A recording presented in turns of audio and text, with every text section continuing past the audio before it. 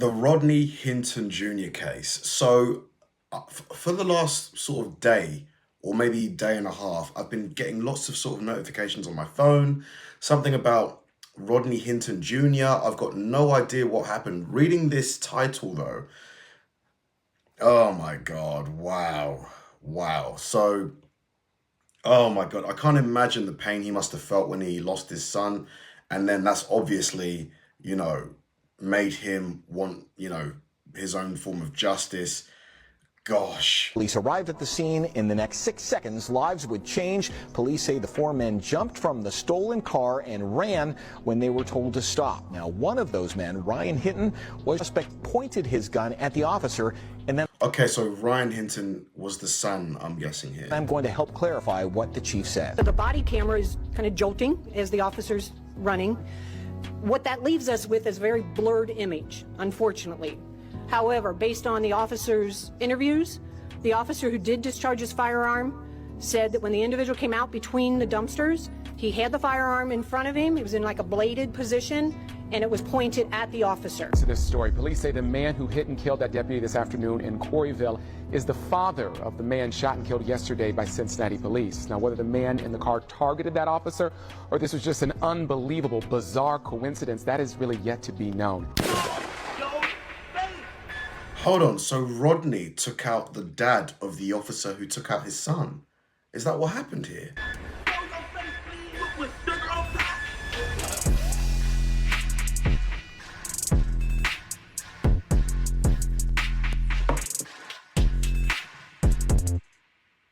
Hey, what's up, y'all? Y'all know my slogan. I don't know it all, but I know what I've been through. Now, before we get into this video, interesting slogan. Make sure you check us out on Patreon at www.patreon.com/hookahAnonymous_. You guys been telling us to create one for the longest, so we recently created a community where we will upload videos that we can't share on YouTube due to their guidelines, but we'll also be dropping the latest to there first, behind the scenes information that you wouldn't find anywhere else on our socials. So make sure you become a member, and after you do that, head over to our official Instagram page at hookahAnonymous_ and follow us there. Now, without further ado, let's get into what you guys came here to see. Now, I feel there will always be a blurry line between the community and police officers. Jeez, look how many officers are in this. This looks like a courtroom. So I'm guessing they're there to what? Show solidarity with the officer that the dad that Rodney took out. That's a lot of officers. Due to how the police carry themselves, where most feel they operate as a gang. Although it's clear that officers' job is to protect and serve, throughout the years it seemed like that's been a forgotten thing, and officers feel it's supposed to be the other way around. Many people feel officers abuse their authority, whether it's harassing people within urban neighborhoods, profiling, corruption, or even breaking the same laws that they are put in position to uphold. All cops aren't bad cops, but the problem is the bad ones spoil it for the good ones, and sometimes even the good ones get persuaded by the bad ones to act accordingly. Now, it's not just the cops' fault, because they do have a tough job, and sometimes dealing with the craziness that comes with it can cause you to treat everyone the same. For sure, being a police officer in America must be a lot of stress. Because like here, as an officer, you've got less firearms to deal with, way less. They are here, but they're infinitely less than America.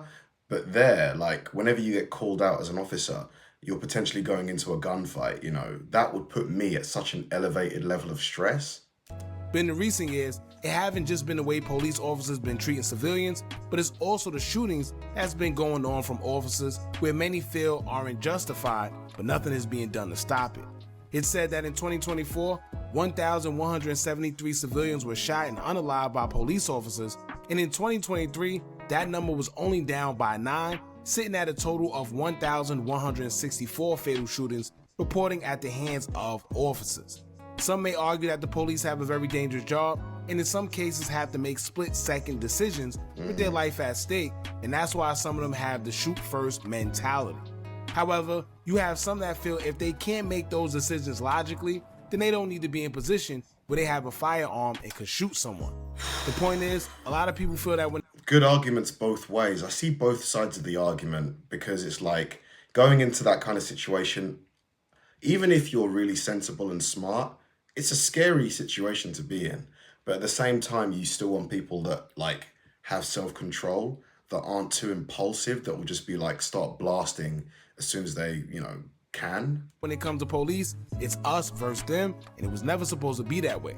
There's a clear difference that you could tell from when a police officer is shot and unalive, opposed to when a civilian is, and I think people could see it and they're fed up. Throughout the years, shootings amongst African American men have ramped up, and there's been a recent situation involving a young 18-year-old kid from Cincinnati and his father that has been going viral on social media. We're going to get into the story where a father is accused of taking the life of a retired deputy just one day after his son was shot and unalive by another police officer.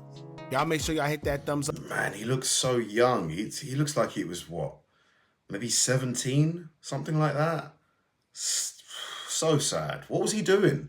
What The happened? button so we can get this video into the algorithm. And if you're not subscribed to the platform already, make sure you do so now. Let's get into it. A Cincinnati police officer who killed a man yesterday in East Price Hill says that he thought that his life was in danger when he shot the suspect, and we now know the identity of the man who died yesterday. He was Ryan Hinton, just 18.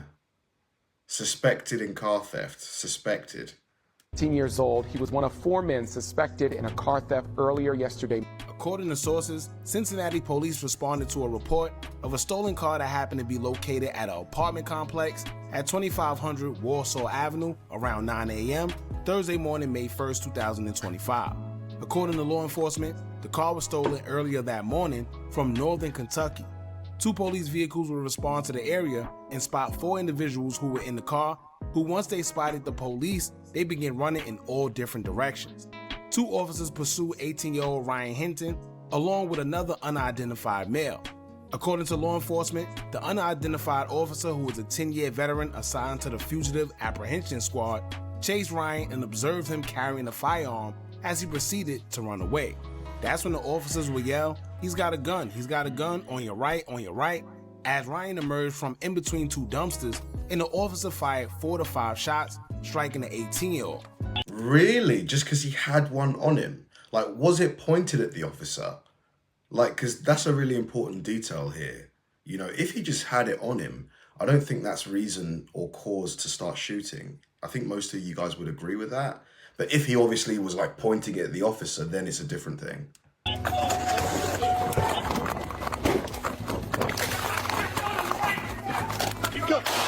Ryan was shot twice, according to law enforcement, and struck in his arm and chest area. It didn't look like he was pointing it at the officer. Hold on, let's go back to that video. Striking the 18-year-old.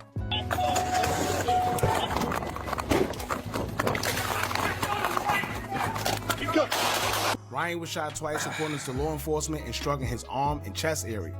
Reports say the officers tried to administer different variations of medical aid until the paramedics arrived, but Ryan was taken to the hospital, where he was later pronounced deceased.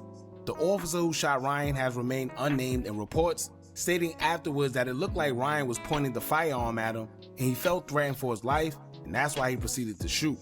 On the scene, a handgun was found on the floor with a loaded extended clip, where officers say Hinton was carrying it. However, the firearm had not been discharged at all.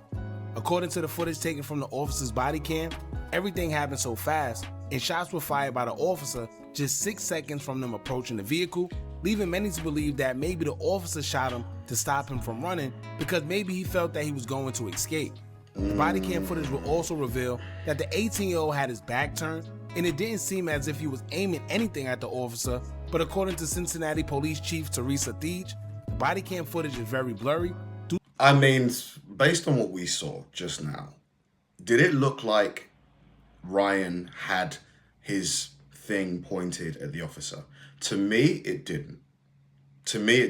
Let me know if you disagree. Totally open to having a, chilled out conversation. But to me, it looked like he was just running away. That's what it looked like to me. Due to the camera's jolting moving around during the chase, making it hard to determine whether he did point a firearm or not, Ryan's family says that he just celebrated his 18th birthday just weeks ago, never had any run-ins with the law, and have no prior criminal history. But why was he involved in the car theft, though?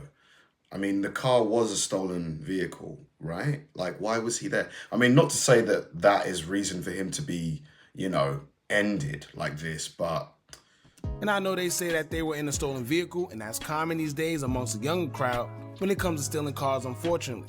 Is it? However, being in a stolen car doesn't warrant you to shoot and unalive anybody. Not just shoot, but these officers aren't just shooting to maintain a situation. They're shooting to kill. Simply as that. But here's where things take a crazy turn in the story, because here's where the fury within the father starts to overcome him. The family's lawyer, Michael Wright, said in a statement that on Friday, May 2nd, 2025, at approximately 10 a.m., Ryan's father, 38-year-old Rodney Hinton Jr., and family members, along with a few members of the Cincinnati Police Department, all gathered in a meeting at his office to watch the police footage of his son being shot to death by police. The lawyer says that Rodney became understandably distraught watching the video and left before the whole video could finish because he couldn't watch anymore. The lawyer also includes that Ryan's father, Rodney, left in his own vehicle, and according to him, that was the last time he seen Ryan's father before a tragic would strike. Filled with rage, after leaving the meeting and having to watch his own son get gunned down by police, it seems that Rodney had nothing but revenge on his mind. A recent retired deputy who was serving in a special capacity with the department was directing traffic near the University of Cincinnati, where they were holding a graduation ceremony. Prosecutors say in a premeditated and calculated style, Rodney purposely lined his car up to strike the deputy and accelerated as he struck and caused death to the deputy. Rodney was arrested and charged with aggravated unaliving and is currently being held without bond. Due to Ohio's law protecting the privacy of crime victims, both... Man, this is so sad. This whole case is so sad. You know, it is such a tragedy. Like, oh, I mean, nobody's excusing what he did at all, the dad, but the emotion behind it, you have to, it's completely understandable. You know, not saying he should have did what he did at all, but having to watch your son get ended like that, oh my God, that'd be so horrible. It's probably the worst thing that a dad or any parent could probably see. Deputies' names are to remain anonymous. However, Rodney will have a court hearing where plenty of Cincinnati police officers will pack the room.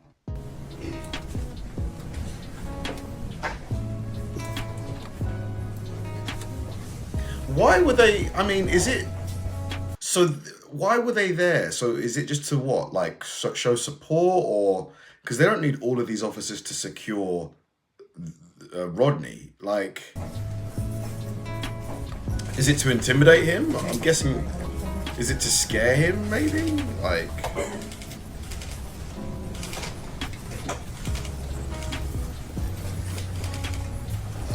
I mean, I get it. They've lost one of their own. Good morning. Please say good morning, Judge. This is very hospital. Okay. All right. Thank you. All right.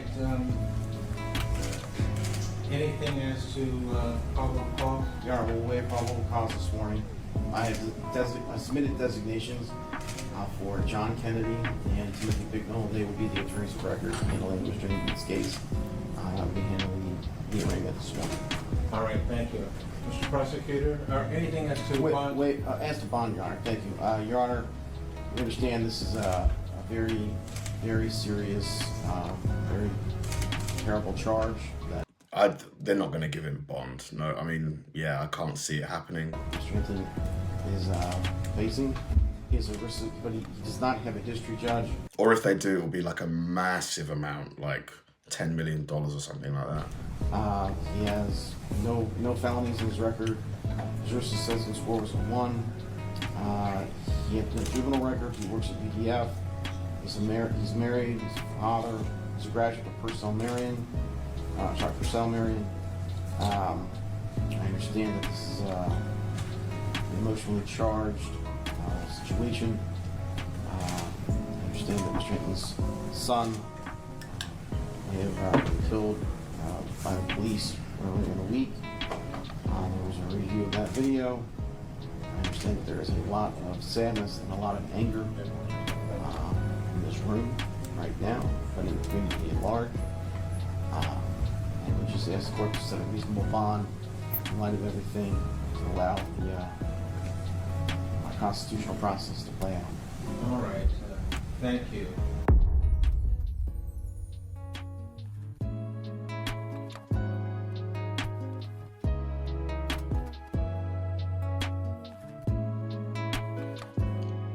Wow, he was staring at all of them as he walked out, like giving, them like evil looks. Wow. This guy, man, he doesn't regret it, does he? Now, it's clear as day, you could tell Rodney Hinton Jr. has no remorse. I don't think he feels bad at all for what he did, because he wanted to inflict that same pain he felt losing his son on somebody else. Wow. And I guess being that he couldn't catch the actual officer that did it, he didn't care who, as long as it was an officer. Sending a message to police that states an eye for an eye and a tooth for a tooth. Now, according to an investigation that was held after the incident, investigators claim Rodney already displayed distaste for police officers after sharing posts on social media about police brutality, showing a podcast criticizing the unaliving of Nate Woods, who was a black man sentenced to death by Alabama, despite never touching the actual weapon that was involved in his case. He also shared a post about another event involving police shooting a black woman in Texas when they came to her house to perform a wellness check. So basically, they're trying to paint the picture that Rodney himself was already showing signs of hatred towards officers before the situation involving his son ever happened. And maybe seeing that video of his son being shot is what created even more of a hate towards law enforcement. I mean, at the end of the day, I think they need to also, the police, they need to have they ever held up their hands and said, look, maybe we made a mistake. Maybe we shouldn't have ended this person because maybe the officer was a bit too trigger happy. Because I mean, that video, it didn't look like he was running away. That's what it looked like to me. That's what it looked like to me, and had that not happened, it is highly, highly likely that this wouldn't have happened either. That's just how I feel about this. That is mixed feelings about this, because some people feel that he did what he had to do because his son was unalive in a mysterious way. But others feel that if you were going to do something to anybody, then it should have been to the officer who actually did it. But it just looks like Rodney didn't care. As long as he took his frustration out on an officer, period, he was satisfied with that. Now, personally, I feel this is a very unfortunate situation on both sides. Massively unfortunate. Because in a way, I understand where Ryan's father is coming from, but I also feel that the anger he had for the situation may have been displaced. Now, a family who had nothing to do with anything is grieving over something they had no affiliation with. But this is the result you get when there's so much frustration built up from prior situations. I feel so bad for that family. The family of the officer, who lost his life. It's just like the uniform cost him his life, which is crazy, isn't it? That seem to keep reoccurring within these communities. When it comes to the shooting, I feel the officer was 100% wrong and they should hold him accountable. I do get that they have a dangerous job, but as an officer, you must maintain discipline and be ready for these type of situations, as crazy as it sounds. 100%. And judging from the body cam we seen, the officer was 100% wrong. The body cam shows the kid had his back turned, running away, and they claim the footage was too blurry to show him pointing the firearm at the officer. Ridiculous. I mean, come on, just own it. You made a mistake. Just own it. Which I feel he didn't. But if it is in fact blurry, then that's a problem that the police needs to put attention to ASAP. Because in a situation like this, it's very, very needed. We know that we can't just believe what these officers say, but I guess apparently now we can't even rely on body cam footage neither. Then there's some people that say, well, he yelled, put the gun down, put the gun down. But we all know that that's what police do as an excuse to shoot. How many times have we seen videos on social media of police beating guys down, telling them to stop resisting, but the whole time they're not even resisting. But they're saying that just to cover their butts so it don't look like brutality when it really is. And all these headlines are misleading, but we know that they're purposely done like that. Majority of the headlines covering this story states that Ryan brandished a firearm at the police. What that does is, if you don't even read into the article, you automatically dismiss any foul play from police because you'll probably just think to yourself, well, if he pointed a firearm at the cops, then what did he think was going to happen? However, there's no proof at all that he pointed a firearm at the police. This is it. There's no evidence of that. And surely absence of evidence renders the whole thing void, no? You can't send somebody to prison without proving that they did that thing. So equally, the police cannot say that we were right to end Ryan without actual proof that he pointed the weapon. You can't, like, or in America, can you send people to prison just based on testimony? Is testimony enough to send someone to prison? Like, I still think you have to prove it. So, yeah, to me, it's fairly simple. If you can't prove that Ryan pointed it at the officer with the body cam footage, I think the police just have to accept that the officer made a mistake. That's just like basic logic to me. Even with the body cam footage present. And if you pay attention to the footage, it don't look like he was trying to point a firearm at all, if you ask me. And not only that, but if everything transpired in just 6 seconds, when did he ever have time to really see if a firearm was being pointed out or not? Yeah. Or did he just react when he seen somebody running and decided to shoot him to stop him from running? Who knows? Very bad situation on both ends. Y'all jump in the comments and let me know what y'all think about this. Dude, horrible, horrible, horrible situation. So sad. So sad.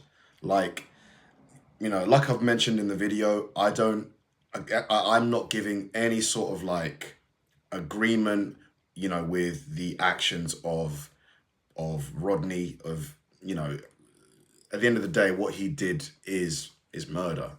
That's really it.